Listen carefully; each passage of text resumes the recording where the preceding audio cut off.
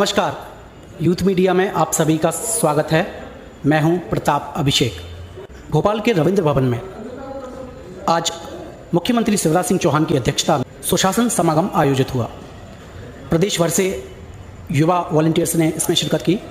युवा हमारे साथ हैं, उनसे पूछते हैं कि इस कार्यक्रम में उनका कैसा अनुभव रहा और इस कार्यक्रम में उनको क्या उम्मीदें इस कार्यक्रम से कि ये कार्यक्रम युवाओं के लिए कैसे बेहतर विकल्प प्रस्तुत करेगा। इंटर्नशिप का भी कॉन्सेप्ट है, मुख्यमंत्री जी ने बताया। हमारे साथ हैं प्रकृति शर्मा जी, जो कि अखिल भारतीय विद्यार्थी परिषद की राष्ट्रीय कार्यकारिणी में भी सदस्य रह चुकी हैं। मैं अखिल भारतीय विद्यार्थी परिषद में राष्ट्रीय कार्यकारिणी सदस्य रही हूँ और अभी वर्तमान में मैं नेहरू युवा केंद्र की वॉलंटियर हूँ और आई श्योपुर ज़िले से, क्योंकि मैं NYKS की वॉलंटियर हूँ।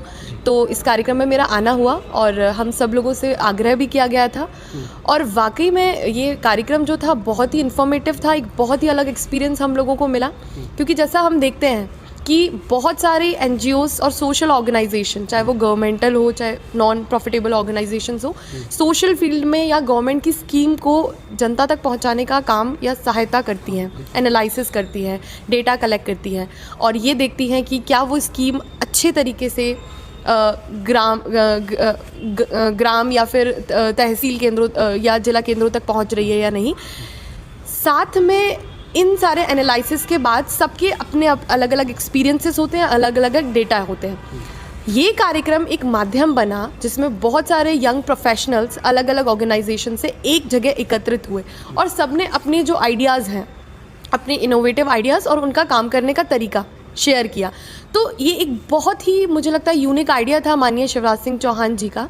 और क्योंकि मैं NYKS से हूँ और भी अन्य संगठनों से वहाँ लोग आए थे, तो कोई भी, जैसे हम स्वच्छता की बात करें या सिक्योरिटी की बात करें या अन्य कोई डेटा है, चाहे वुमेन सिक्योरिटी की बात हो, हर किसी जो जितनी भी स्कीम्स हैं सरकार की, वो सारी स्कीम को देखने का अलग अलग संगठनों का नज़रिया, क्योंकि NYKS भी काम करता है, अन्य जैसे जो संगठन है जिला पंचायत या सभी, तो वहाँ जो सबका एकत्रीकरण हुआ तो सबके अलग अलग आइडियाज़ हम लोगों को वहाँ देखने को मिले।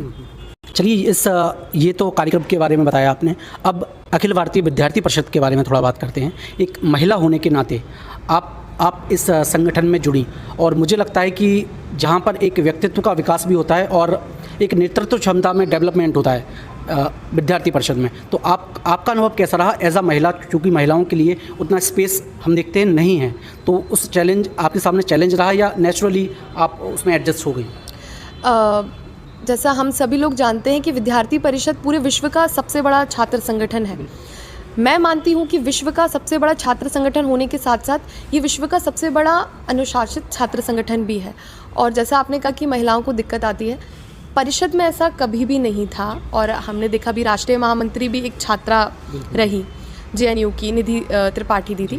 तो ये जो बातें हैं, ये जो दलगत राजनीति जो संगठन करते हैं, उन संगठनों के लिए विद्यार्थी परिषद बहुत अलग है। हमें कभी ऐसा नहीं लगा कि महिलाओं को पीछे किया जा रहा है, छात्राओं को पीछे किया जा रहा है। इक्वल अपॉर्चुनिटी और महिलाओं को सशक्त करने के लिए, जैसे मिशन साहसी जैसे कार्यक्रम ABVP ने बहुत लार्ज स्केल पे किया, जिसमें लाखों छात्राओं को हम लोगों ने सशक्त बनाया।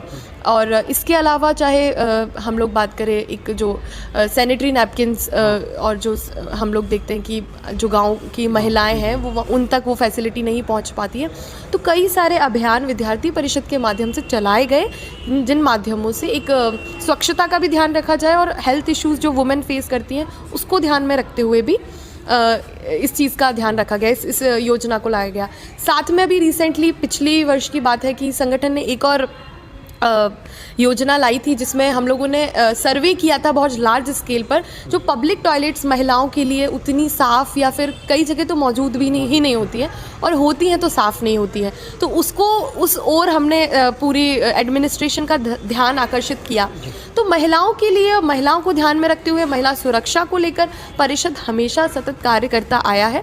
और कभी भी मुझे पर्सनली, क्योंकि मैं एक बहुत छोटे ज़िले श्योपुर से आती हूँ, तो कभी मुझे इनसिक्योरिटी फील नहीं हुई और बहुत कॉन्फिडेंस के साथ मैं संगठन में काम कर पाई। अखिल भारतीय विद्यार्थी परिषद से कब पहला इंटरेक्शन हुआ, कब हुआ वो? स्कूल के समय या कॉलेज में आई? एक्चुअली मेरी जो जर्नी है परिषद से तक पहुंचने की, वो सभी लोगों की जर्नी से बहुत अलग है। क्योंकि मुझे पढ़ने लिखने का बड़ा शौक़ था, तो मैं जब बड़ी हो रही थी तो मैंने परिषद के बारे में पढ़ा, और जब मैं कॉलेज में आई तो मैंने परिषद को ढूंढा, माँ से पूछा, मैंने लोगों से पूछा परिषद काम करती है, मुझे उससे जुड़ना है। फिर मैं संगठन से जुड़ी, मैंने जिला संयोजक जो थे उस वक्त उनका नंबर अरेंज किया, उनसे मैंने कांटेक्ट किया, और मेरे ज़िले से मैं पहली छात्रा परिषद से जुड़ी थी। उस समय 2016 की ये बात है।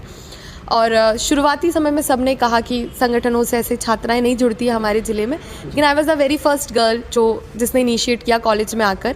और मेरे पेरेंट्स का बहुत सपोर्ट रहा कि कर सकते हैं, और परिषद में आके मुझे ऐसा लगा ही नहीं कि कोई कारण हो सकता है इससे ना जुड़ने का। There are lot of reasons जो मुझे लगता है हर छात्रा को बीइंग ए स्टूडेंट इस ऑर्गेनाइजेशन से जुड़ना चाहिए। चलिए, आपने प्रकृति जी हमें समय दिया, इसके लिए आपका धन्यवाद और भविष्य के लिए आपको शुभकामनाएं। आपका बहुत बहुत धन्यवाद। ये थी प्रकृति शर्मा जी, जो कि बता रही थी अपने बारे में और अखिल भारतीय विद्यार्थी परिषद के बारे में। आप देख रहे थे यूथ मीडिया। नमस्कार।